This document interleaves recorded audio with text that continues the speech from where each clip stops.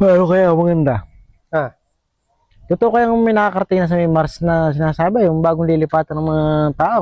Planetang Mars. Oo, sa planetang Mars. Ala pa, kaya lang dinidiscover pa ng mga scientists kung may mga tubig roon o mga kung ano-ano roon.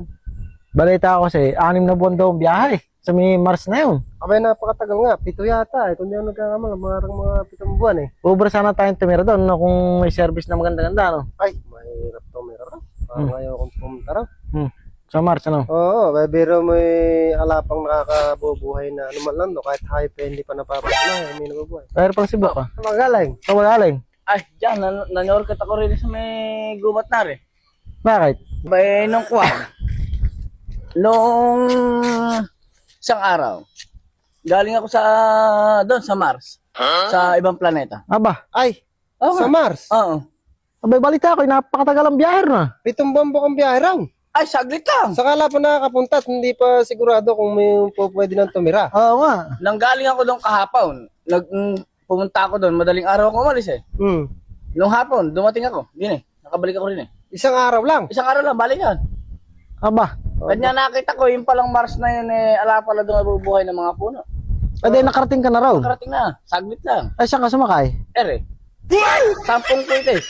Kuitais. Oo, 5 puitis papunta ron, 5 puitis pabalik. Nakayakap ako rin eh, maniwala kang ano kapalaran yung mga jet fighter na yan. Iwan! Nakatuling ko rin sa kalangitan na yan. Aba, ay, may katulinan niya. Ay, mabilis nga eh. Sabi maniwala kang yung ika-10 piraso, eri nga hindi pumutok. Di na bumagsak sa betes. Nako. Diyan ka muna at kami. Alas muna kamay.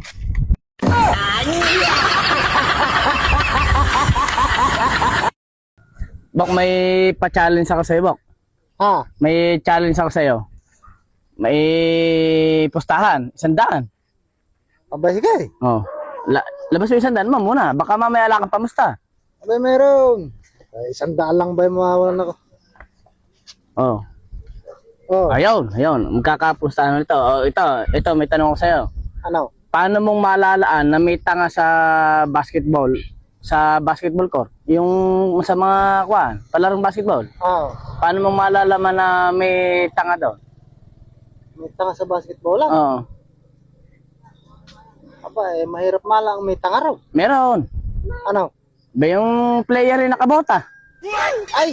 Talo. Talo ka. Di may tatanong din ako sa'yo.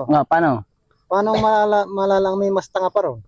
Sa nakabota? May mas tatanga pa ba doon sa player na nakabota? Meron! Ano? Di pag pinituhan ng referee yung player na nakabota, mas tanga yung referee raw. Ay, Ano yung dalawang mo? naku po, ano? Ganun lang yun.